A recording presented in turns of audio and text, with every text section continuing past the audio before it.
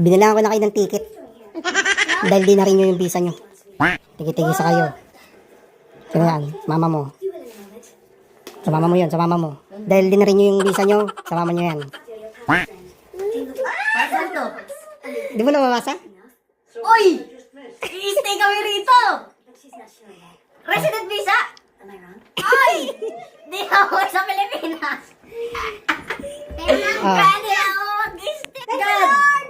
Thank you, Lord! Always stay, bro. Thank you, Lord! KFC na, Papa! Ah. Ano ka? KFC na! President na. Oh. KFC na! Wala na kayo sa ano. Di na ano yan. Expire. Thank you po, Lord! Diyos ko, salamat! Akala ko di nakakadatan kasi ilang weeks na lang tayo rito Ah, tapos ano sabi ni Kuya Miguel kahapon? Ayaw mo na umuwi sa atin. Paano yung visa nyo? No. Kinakabahan na ka na. Oh. Thank you Lord talaga. Thank you Lord. Thank you talaga! To God be the glory. Yeah! Amen! Thank you, Lord! God! Thank you, God! Good morning everyone.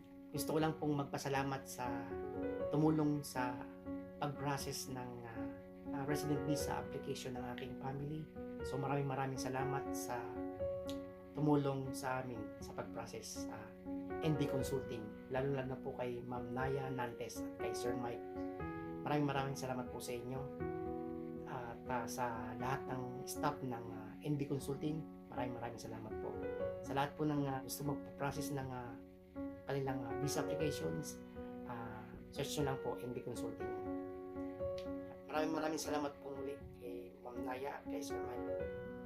Thank you so much at more power. To God be the glory.